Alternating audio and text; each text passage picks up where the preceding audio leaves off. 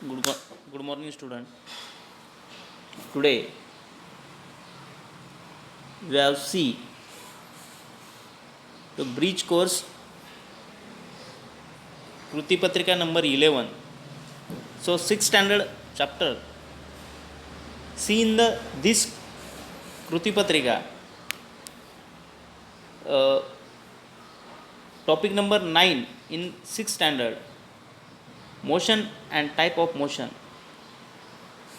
विद्यार्थी मित्रांनो, आपण मागील इयत्तेमध्ये जे काही आपलं 6वीचं प्रकरण पाहिलं आपण 9 नंबरचं गती व गतीचे प्रकार, त्या ठिकाणी ह्या कृतीपत्रिकेमध्ये आपल्याला काय करायचं आहे, ब्रिज कोर्समध्ये आपल्याला अभ्यासायचं आहे.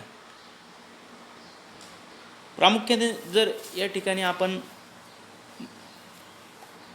कशाला मोशन म्हणणार, म्हणजे गती कशाला म्हणणार, गती किंवा रोजच्या जीवनातील गती व गतीचे प्रकार. मग day to day life motion and types of motion. So different works also completed and different motion. See in the today's period in topic also motion and types of motion. आजचा जो काही घटक आपल्याला पाहायचा आहे या ठिकाणी गती व गतीचे प्रकार. प्रामुख्याने जर आपण मागील इयत्तेमध्ये सर्व आपण पाहिलेले, मग आपण रोज दैनंदिन जीवनामध्ये काय काम करतो, त्याप्रमाणे पदार्थ, सजीव व प्रक्रियांचे वर्गीकरण या ठिकाणी करायचं आहे आपल्याला. आता बायोटिक असेल, अबायोटिक असेल, म्हणजे जैविक अजैविक त्या ठिकाणी असेल. सो मीन फर्स्ट अपॉल्जर of one thing also. So motion. What is mean by motion? पहिला मुद्दा म्हणजे काय, तर गती. What is mean by motion?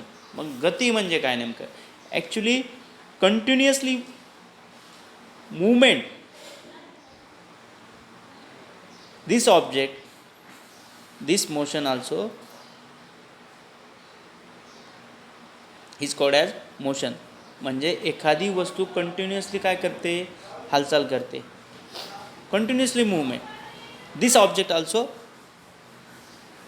Motion, म्हणजे त्याला आपण काय म्हणतो, गती म्हणतो. एखादी वस्तू सतत हालचाल करत असेल तर त्याला आपण काय म्हणतो, गती असं म्हणतो. So definition of motion. So the continuously displacement of an object is called a motion. म्हणजेच काय, वस्तूच्या ठराविक वेळेत एका ठिकाणापासून दुसऱ्या ठिकाणी होत असलेल्या विस्थापनाला आपण वस्तूची काय म्हणतो, गती असं म्हणतो. म्हणजेच द कंटिन्युअस डिस्प्लेसमेंट, म्हणजे डिस्प्लेसमेंट मीन्स काय, विस्थापन. म्हणजे सतत विस्थापन होत असणाऱ्या वस्तूला आपण काय म्हणतो, मोशन असं म्हणतो. म्हणजे त्याला काय म्हणतो, गती असं म्हणतो. आता या ठिकाणी see in some pictures in this page. The first आपण या ठिकाणी जर पाहिलं, काही ऑब्जेक्ट आपण या ठिकाणी पाहिले, तर या ठिकाणी पहिलं दिलेलं आहे, आपण त्याला भिंगरी असं म्हणतो. त्याच्यानंतर एरोप्लेन दिलेलं आहे, रेल्वेज दिलेली आहे. Some boys travelling to the bus. See in this page in also some pictures are available and see in this pictures and you guess to the motions and you previous standard you see in this motions, all this motions seen. तुम्ही मागील वर्षी ह्या सर्व काय केलेले आहेत, ह्या ज्या काही मोशन्स म्हणजे गती आहेत, गतींचे प्रकार तुम्ही अभ्यासलेले.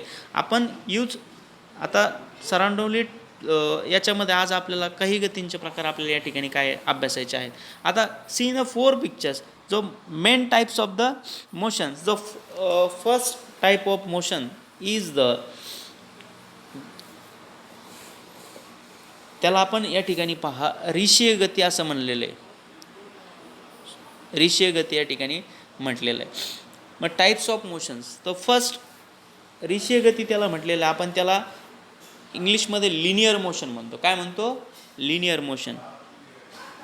तर या ठिकाणी पाहिलं लिनियर मोशन म्हणजे काय नेमकं, actually seen the picture linear train.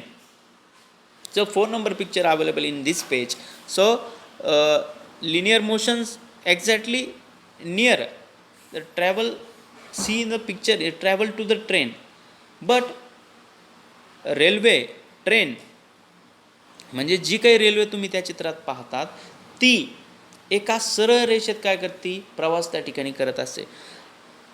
Railway, a train or a moving vehicle on a road may travel in a straight line or in the same direction. Railway काय करते किंवा तुमची गाडी काय करते, एक सेम डायरेक्शननी काय करत असते, ट्रॅव्हलिंग करत असते, प्रवास त्या ठिकाणी करत असते. This motion of an object is called a linear motion.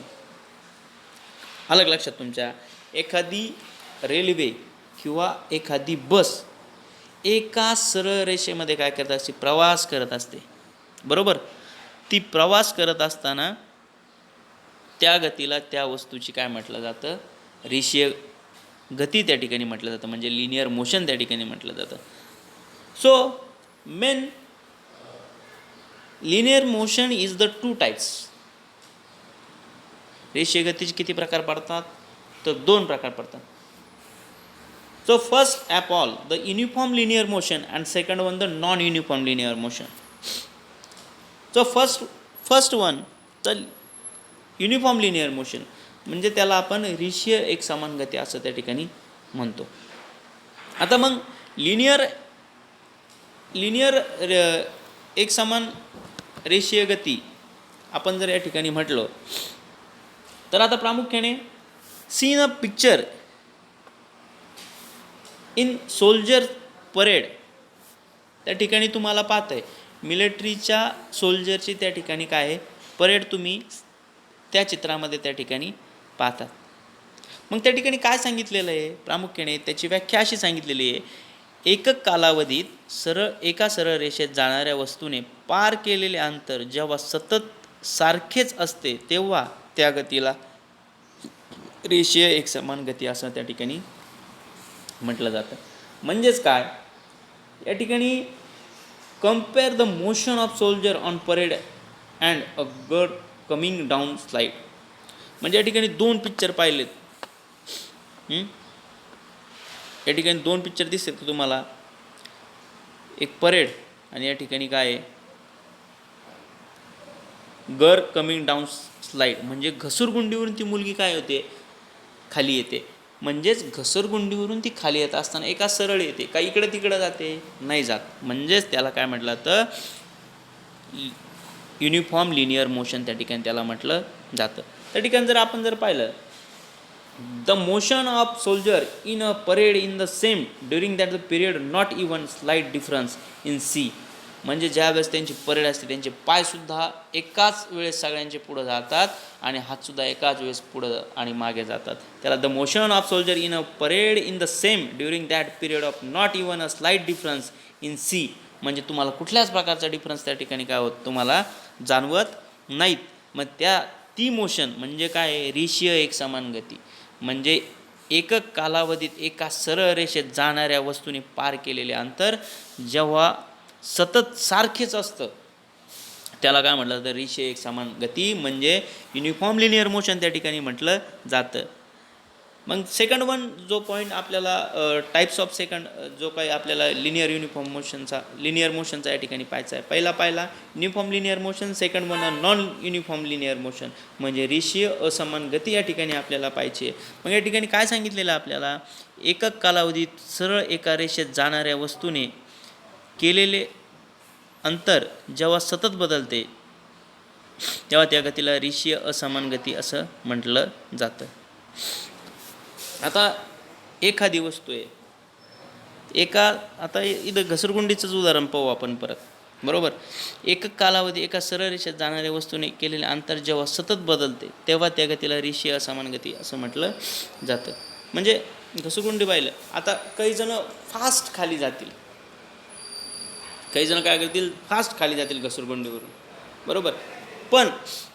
पण प्रत्येकाचा टायमिंग सारखा असेल का, तेवढ्या वेळात तो तेवढं अंतर पार करेल का, काहींना कमी वेळ लागेल, काहींना जास्त वेळ लागेल, बरोबर ना. मग त्यामुळं काय होतं, when the distance traversed by an object along the straight line in unit time keeps on change the motion is called the non uniform linear motion. त्याला काय म्हणणार तुम्ही? Non uniform linear motion. म्हणजेच काय? When the distance travelled by, जेव्हा तुम्ही जे काय अंतर एका विशिष्ट वेळेमध्ये पार करतात, एका सरळ रेषेत जाणाऱ्या वस्तूने केले अंतर जेव्हा सतत बदलते त्याला रेषीय एकसमान गती असं म्हटलं जातं. मग आपण या ठिकाणी घसरगुंडीचं उदाहरण पाहिलं. सगळ्यांचं एकक कालावधीमध्ये जे काही घसरगुंडीवरून खाली जाण्याचा अंतर असेल ते सारखं नसतं, म्हणून त्याला काय म्हटलं तर नॉन युनिफॉर्म लिनियर मोशन असं त्या ठिकाणी म्हटलं जातं. त्यानंतर या ठिकाणी जर आपण पाहिलं, काही प्रश्न आपल्याला या ठिकाणी त्यांनी अभ्यासाला दिलेले आहेत. हे सर्व प्रश्न आपल्याला वहीमध्ये लिहायचे आहेत. त्यातला पहिला प्रश्न या ठिकाणी जर पाहिला आपण, हातामध्ये एक चेंडू घ्या व खुर्चीवर उभे राहून चेंडू खाली सोडा व त्यावरून चेंडूच्या गतीचा प्रकार ओळखा. आपण काय करायचं आहे? टेक अ वन बॉल, एक बॉल घ्यायचा आहे, खुर्चीवर उभं राहायचं आणि तो काय करायचा? खाली सोडून द्यायचा. Flow down the earth side, तर खालच्या जमिनीच्या बाजूने दिशेने काय करायचं आहे? सोडून द्यायचं आहे. मग त्याची exact motion, whose motion, which motion are this ball? So this ball motion also linear motion. Means कोणती मोशन असेल तर लिनियर मोशन त्या ठिकाणी असेल, युनिफॉर्म लिनियर मोशन त्या ठिकाणी असेल. मग सेकंड क्वेश्चन या ठिकाणी दिलेला आहे आपल्याला, आपल्या रोजच्या जीवनातील रेषीय गतीची काही उदाहरणे. मग आपण एका सरळ रेषेत जातो, पळतो इत्यादी जे काही काम करतो, मग कोणत्या जे काही रोजच्या डे टू डे लाईफमधले जे काही रेषीय गतीचे काय उदाहरणं असतील, म्हणजे लिनियर मोशनचे जे काही एक्झाम्पल असेल ते काय करायचे त्या ठिकाणी लिहायचे. मग आपण draw the sketch, draw the figures of the mathematical and so many example in this question. Write down in our notebook. Third question, तिसरा प्रश्न या ठिकाणी पाहायचा आहे, रेषीय एकसमान गती व रेषीय असमान गती यामधील फरक उदाहरणासह स्पष्ट करा. आता या ठिकाणी डिफरन्स सांगितलेला तुम्हाला आहे. पहिलं काय सांगितलं आहे? पहिलं आता त्याचे एकक कालावधीत सरळ रेषेत जाणाऱ्या वस्तूने पार केल्यानंतर जेव्हा सतत समान असते त्या गतीला रेषीय एकसमान गती म्हणतो. आणि जे रेषीय असमान गती आपल्याला या ठिकाणी पाहिजे. मग काय सांगितलेलं आहे? एकक कालावधीत सरळ रेषेत जाणाऱ्या वस्तूने केलेले अंतर जेव्हा सतत बदलते तेव्हा त्या गतीला रेषीय असमान गती असं त्या ठिकाणी म्हणतात. म्हणजे ज्यावेळेस अंतर सतत बदलत जातं एकक वेळेमध्ये, जे काय पार केल्यानंतर ते काय होतं? सतत बदलत जातं. त्याला काय समजलं? रेषीय असमान गती असं त्या ठिकाणी नॉन युनिफॉर्म लिनियर मोशन असं त्या ठिकाणी म्हटलं जातं. आता इथं एक्झाम्पल दिलेलं आहे, सोल्जर परेड दिलेलं आहे आणि त्याच्यानंतर girl coming down to slide, म्हणजे घसरगुंडी देऊन ती काय करते? मुलगी खाली येते. म्हणजे लिनियर मोशनमध्ये, युनिफॉर्म लिनियर मोशनमध्ये सगळ्यांचा काय असतो? टाईम सारखा असतो, म्हणून सगळ्यांची at movement as it is असते, सारखीच असते. पण जे काही स्लाईड म्हणजे घसरगुंडीवरून जी मुलगी खाली येते ते प्रत्येकाचे जे काही अंतर असेल ते काय असेल? डिफरन्स असेल. हा याच्यामधला फरक आहे. त्याच्यानंतर एक्झाम्पल पण दिलं सोल्जर परेड आणि स्लाईडचं, म्हणजे girl coming down a slide म्हणजे घसरगुंडी, हे दोन एक्झाम्पल. अशा प्रकारे तुम्ही आणखी काही उदाहरणं त्या ठिकाणी लिहू शकतात किंवा पॉईंट्स त्या ठिकाणी लिहू शकतात. त्याच्यानंतर या ठिकाणी 4 नंबरचा क्वेश्चन या ठिकाणी दिलेला आहे, तुमच्या निरीक्षणातील गतिमान वस्तूंची यादी करा. म्हणजे कोणत्या वस्तू गतिमान? तुमच्या बाईक्स असतील, कार्स असतील, railway, train, etcetera example in this question. म्हणजे खूप सारे उदाहरणांचे नाव तुम्ही त्या ठिकाणी लिहू शकतात. हे 4 पण प्रश्न तुम्ही तुमच्या आपल्या दैनंदिन वहीमध्ये लिहून ठेवा. अशा प्रकारे आपण याच ठिकाणी थांबू. थँक्यू.